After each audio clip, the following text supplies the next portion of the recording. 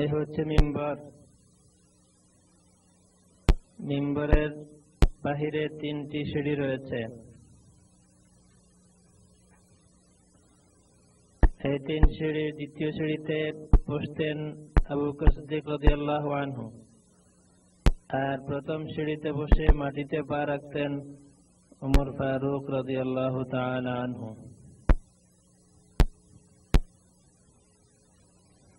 উসতানাত আয়েশা, অর্থাৎ যেখানে দাঁড়িয়ে তাহাজ্জুদের নামাজ পড়তেন উম্মুল মুমিনিন আয়েশা রাদিয়াল্লাহু আনহা, এই স্তম্ভটি মিম্বর থেকে 3য় এবং রাউদা শরীফ থেকেও 3য়, আবার দক্ষিণের ওয়াল থেকেও 3য়।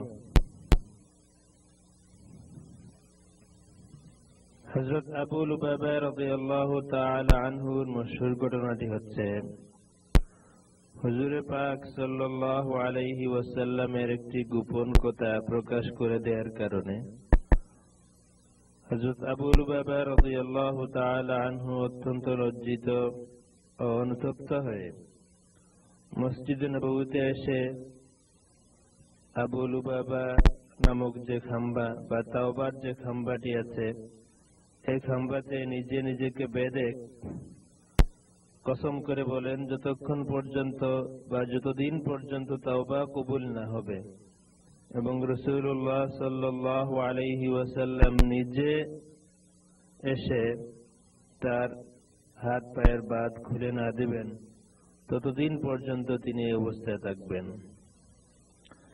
একমাত্র নামাজের সময় তিনি তার হাত পায়ের বাঁধন খুলে নামাজ পড়তেন এবং পেশাব পায়খানার হাজতে যেতেন।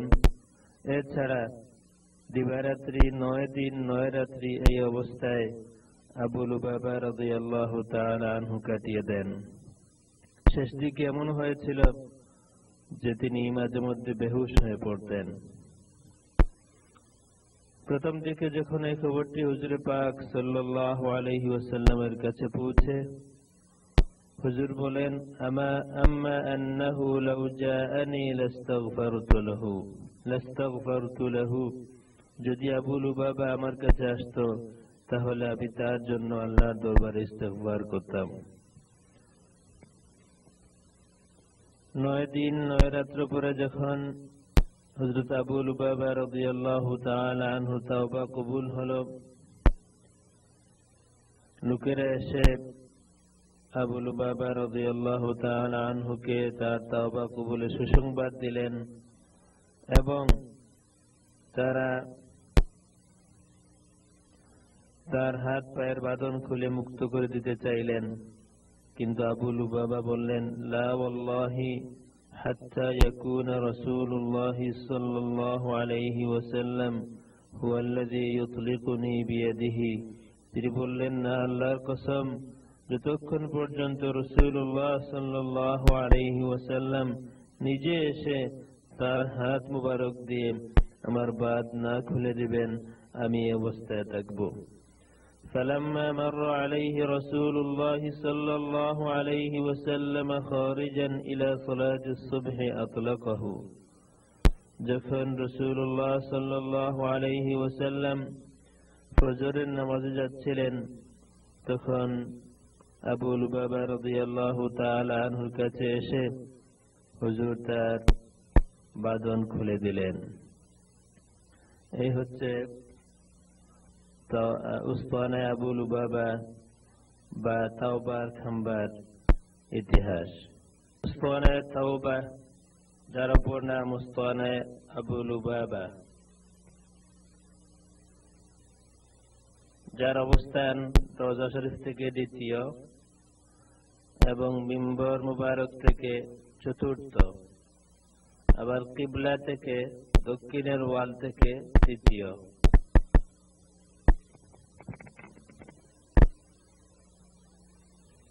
উসতানা আয়েশা এর ফজিলত।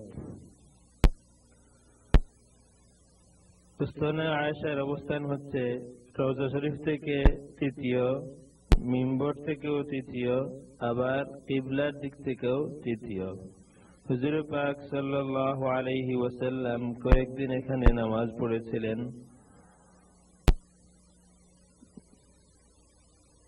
এই খাম্বাটির নাম উস্তানা আয়েশা হওয়ার কারণ আয়েশা সিদ্দিকা রাদিয়াল্লাহু তাআলা আনহা এই খাম্বাটির ফজিলত সম্পর্কে হাদিস বয়ান করেছিলেন এবং তিনি এখানে তাহাজ্জুদের নামাজ পড়তেন। এই খাম্বাটির অপর একটি নাম হচ্ছে উস্তানাতুল মুহাজিরিন, কারণ কুরাইশদের মুহাজির সাহাবীরা, কুরাইশি মুহাজির সাহাবীগণ এই খাম্বার আশেপাশে বসতেন। এই স্থানটি উস্তানা আয়েশা বা উম্মুল মুমিনিন আয়েশা রাদিয়াল্লাহু তাআলা আনহা যে স্থানে তাহাজ্জুদের নামাজ পড়তেন, এই খাম্বাটি হচ্ছে দোয়া কবুলের একটি জায়গা। আর দোয়া ইনদাহা মুস্তাজাব, এখানে দোয়া কবুল হয়। সাহাবায়ে কেরাম রিদওয়ানুল্লাহি তাআলা আলাইহিম আজমাইন এই খাম্বার কাছে গুরুত্ব সহকারে নামাজ আদায় করতেন। জাইরিনদের জন্য এখানে গুরুত্ব সহকারে নামাজ পড়া উচিত এবং এখানে বসে তাওবাও করা উচিত, যেহেতু এখানে তাওবা কবুল হয়, দোয়া কবুল হয়। এই খাম্বাটির অপর আরেকটি নাম হচ্ছে উস্তানাতুল মুখাল্লাকা। উস্তানাতুল মুখাল্লাকা, তবে এই খাম্বাটি উস্তানা আয়েশা নামে বহুল পরিচিত। এই খাম্বার উপরে লেখা আছে হাযিহি উস্তানাতু আয়েশা, অর্থাৎ এই হচ্ছে উস্তানায়ে আয়েশা। উস্তানায়ে তাওবার পরের খাম্বাটি হচ্ছে উস্তানায়ে আয়েশা, যার অবস্থান রওজা শরীফ থেকে তৃতীয়, মিম্বর থেকেও তৃতীয়, আবার কিবলা থেকেও তৃতীয়। উস্তানায়ে আয়েশা।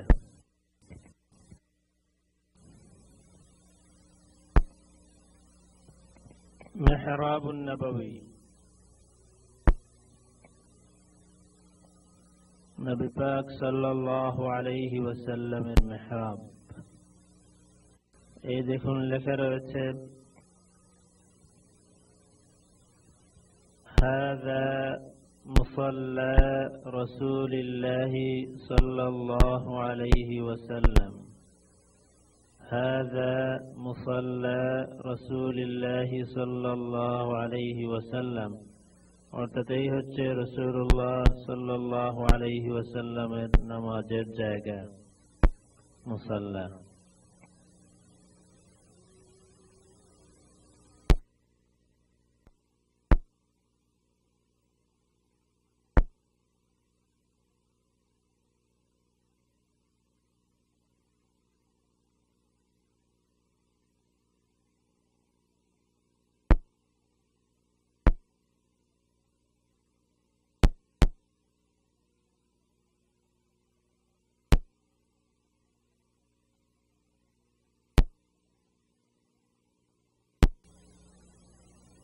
بسم الله الرحمن الرحيم. قد نرى تقلب وجهك في السماء فلنولينك قبلة ترضاها فول وجهك شطر المسجد الحرام وحيث ما كنتم فولوا وجوهكم شطره صدق الله. إن الله وملائكته يصلون على النبي يا أيها الذين آمنوا صلوا عليه وسلموا تسليما.